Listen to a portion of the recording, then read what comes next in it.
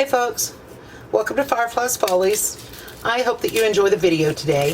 If you do, don't forget to give me a big thumbs up. It really does help my channel out a lot. And if you haven't subscribed yet, I hope that you will and that you'll stick around for a little while. Today I'm going to be processing corn, obviously.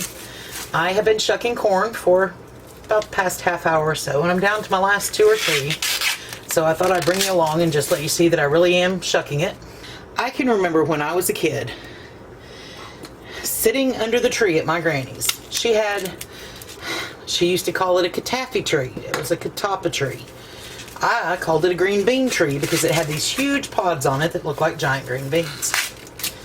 We would sit underneath that tree and we would shuck corn for hours. We would fill wash tubs with cut corn. We'd shuck it and cut it off the cob as we went. So this actually brings back a lot of memories for me.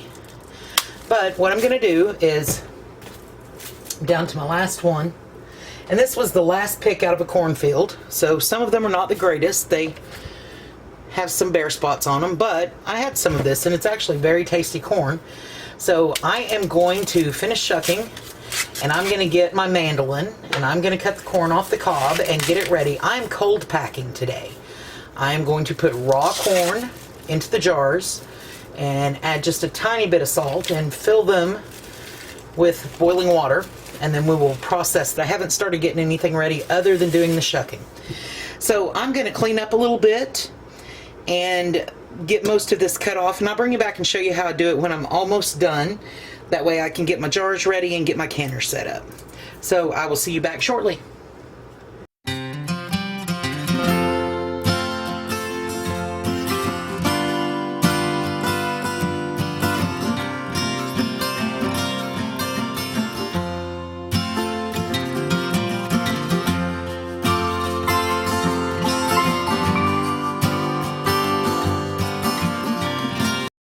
There are a lot of ways to take corn off the cob. I prefer to use the mandolin. Now, I will say, if you're not comfortable using a mandolin, one thing that I used to do is I would take these small bowls, turn it upside down inside my bowl, stand the corn on it, and I could run my knife straight up and down. And of course they sell all kinds of corn cob devices, corn removers. If you're going to use a mandolin to do corn, you just want to be sure that you keep your fingers way away from the blade because there is just no way to put the guard on. So once I get it started, I move to the back and pull so that my fingers aren't close. And I'm making corn cob jelly, so my cobs are actually going into a stock pot. And I will cover them with water and get them boiling shortly.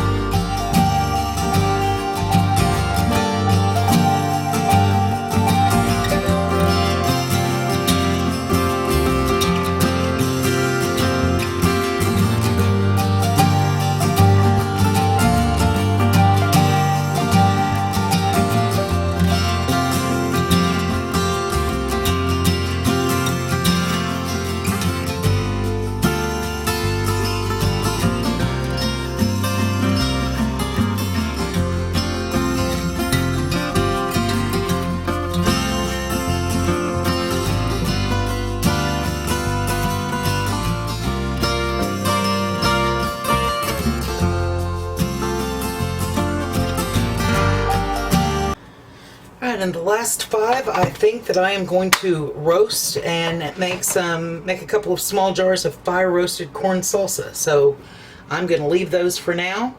I'm going to clean up just a little bit, get my jars out, and I'll be back. Okay, so I'm going to be cold packing today. I have my kettle on the back burner and it's almost up to a boil. You can salt these if you want. Now, I am canning in half pints. There is no instance that I can think of where I would need more than a half pint at any time. But if I do, I can open more. So I'm canning in half pints. Half pints and pints can for 55 minutes and quarts can for 85 minutes for corn. I'm raw packing. You can raw pack or hot pack. If you hot pack, you blanch it and then you put it into your jars. I'm going to raw pack, so I'm just going to put it straight into my jars. My jars have all been sanitized and they're still pretty warm. Now I'm going to fill my jars. I have my funnel. You can try to use a ladle. You can try to use a big spoon. I'm going to be perfectly honest with you. I'm going to make a mess any way it goes. And I make the least amount of mess when I just use my hands. They've been fully scrubbed many times. I've been cutting corn off the cob. So I am just going to proceed to fill jars.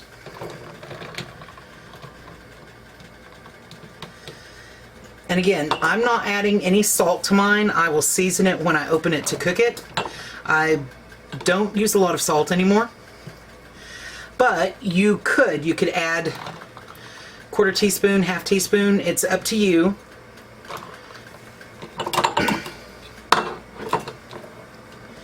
So I'm going to get all of my jars filled, and then I will top them with hot water and debubble them.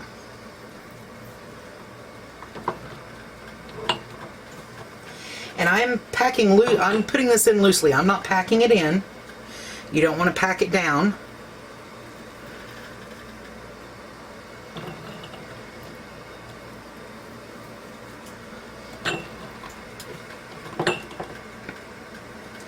You also don't want to overfill it. You want about a 1/2 inch headspace.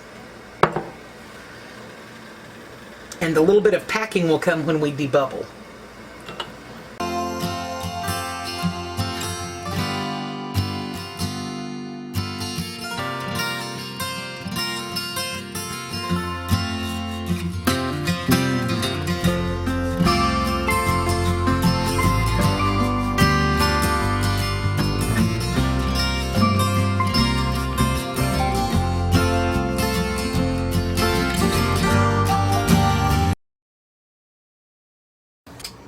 So, I have my debubbler. I am going to top each of these up to a 1/2 inch headspace with boiling water. And then I'm going to debubble them.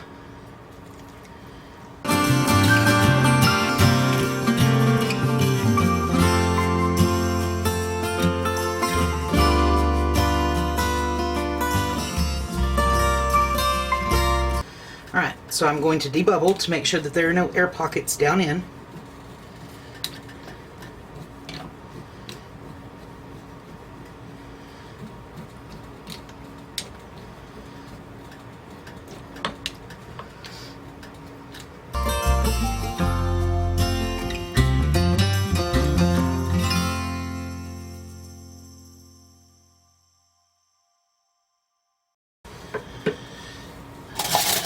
Couple that I have a little too much in.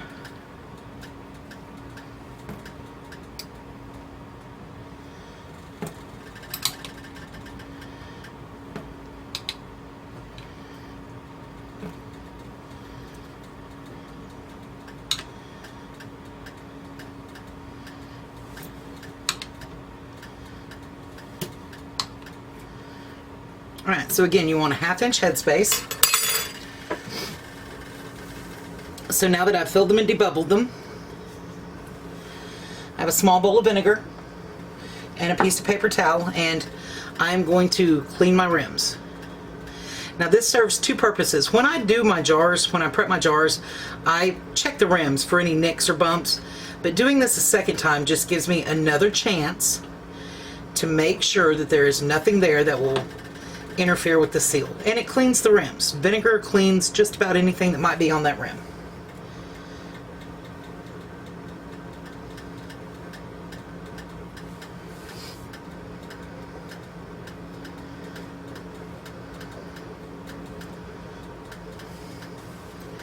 Alright, since we are pressure canning, I do not need to soak my lids in hot water. So lids on.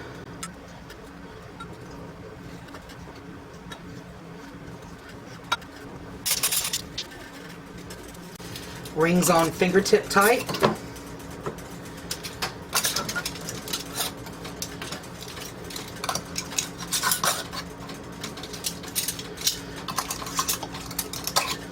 And again, this is just fingertip tight. You don't want to tighten them down. They need room to let air escape.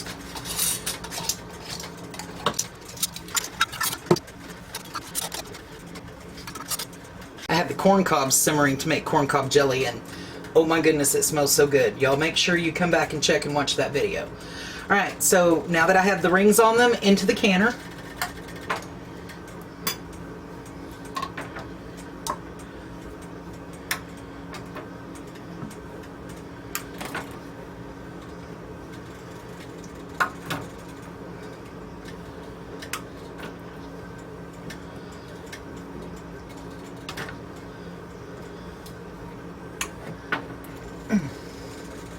You don't want to put your arm against the lip of your canner when it's hot.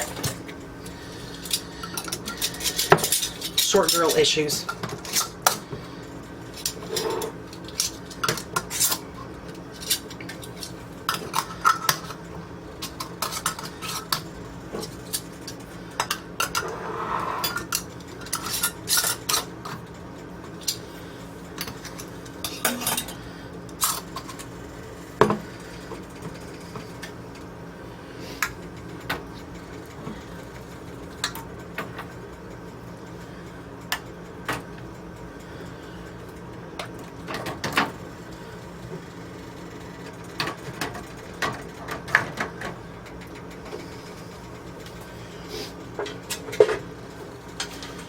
Alright, I have done the maintenance on my canning lid, on my canner.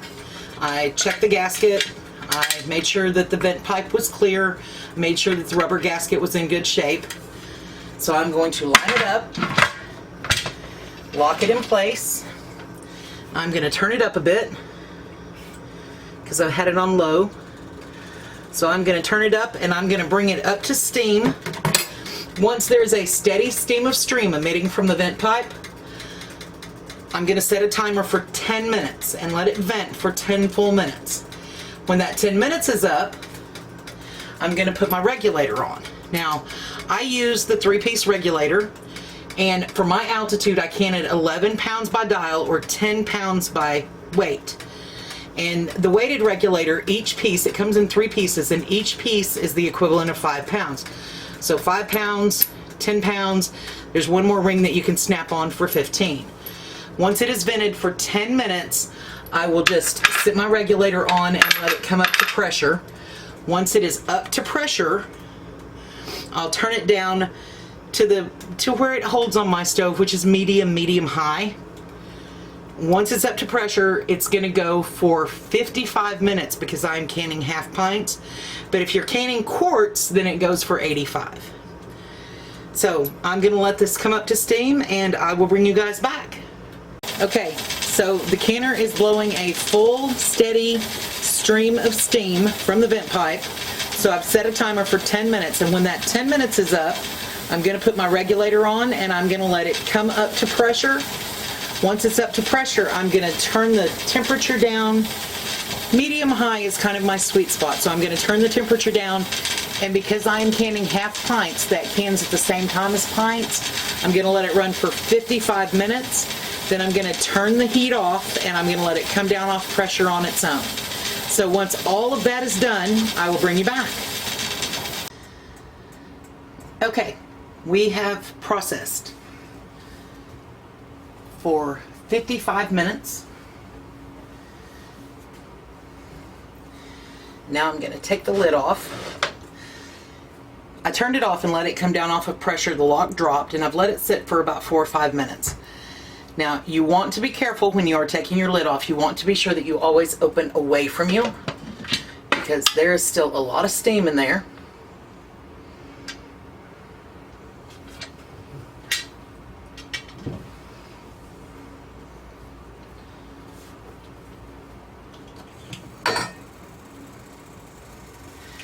And let's see what we ended up with. First one out. It's always the hardest.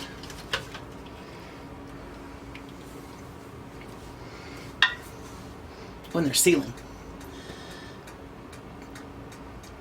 we go. Fresh whole kernel corn bubbling away. And I hear them sealing now that they're starting to cool.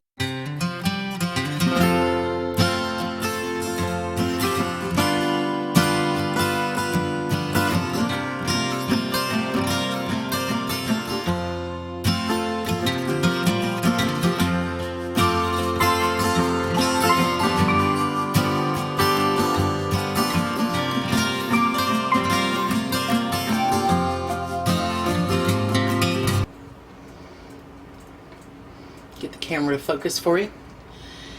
There we are. Fresh whole kernel corn, still bubbling away.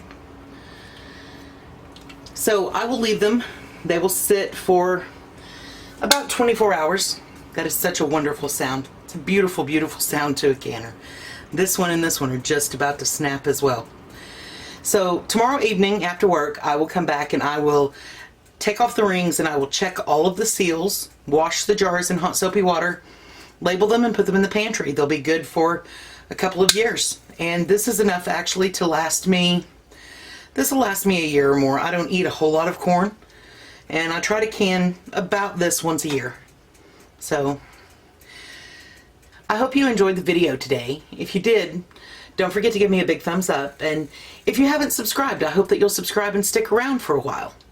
If you hit the notification bell, they'll let you know when I upload a new video. Thank you so much for watching today. Have a great day.